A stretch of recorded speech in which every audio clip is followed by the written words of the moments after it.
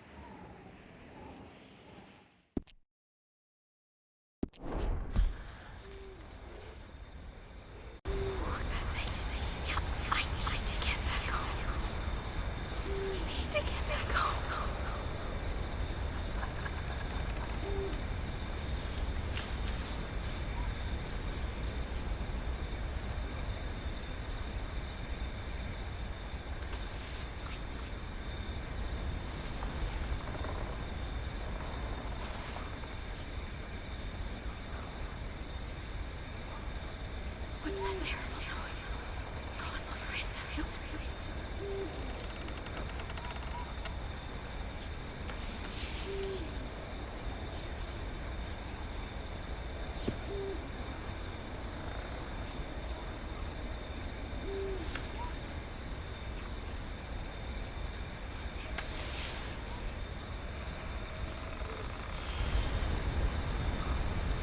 What's that terrible noise?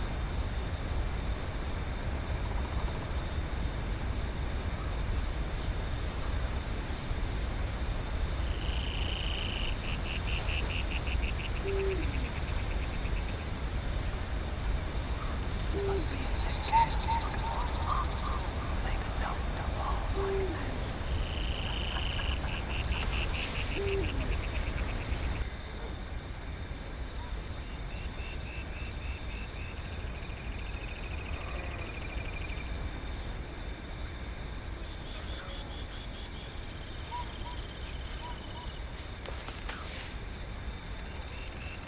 You should be ashamed of yourself, Eugene. Nicht wie was mir ashamed, Eugene.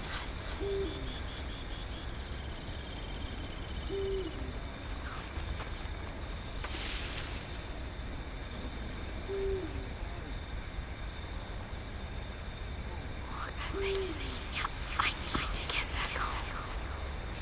I need to get back home.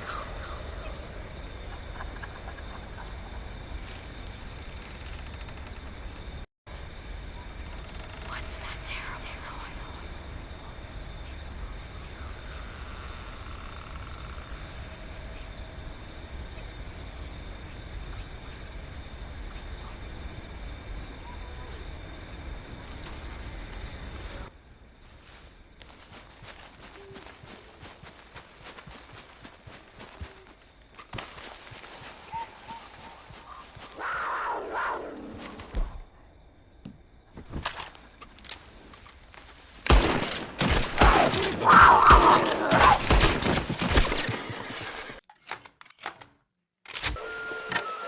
Can I buy a ticket, please? Right there. Just head inside the tent.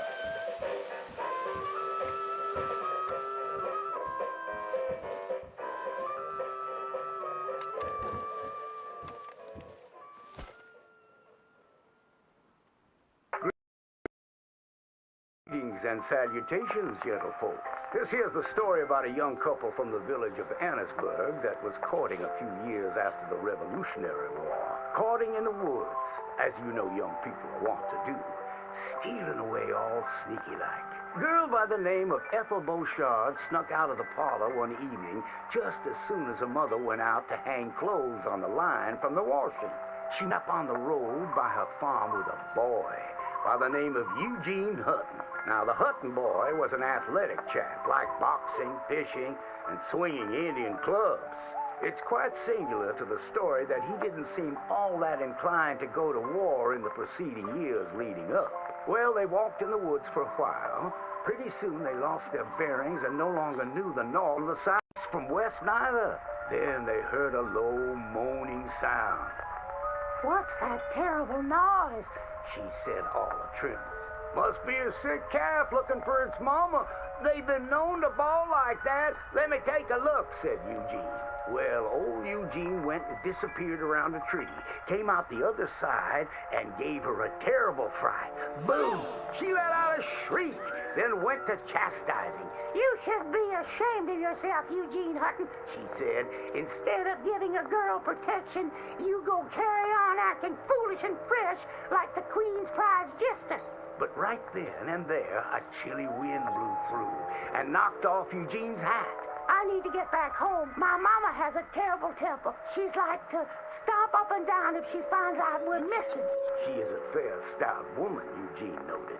But just then, before this couple of miscreants could head home, they heard the sound of heavy wheels, groaning, and people marching.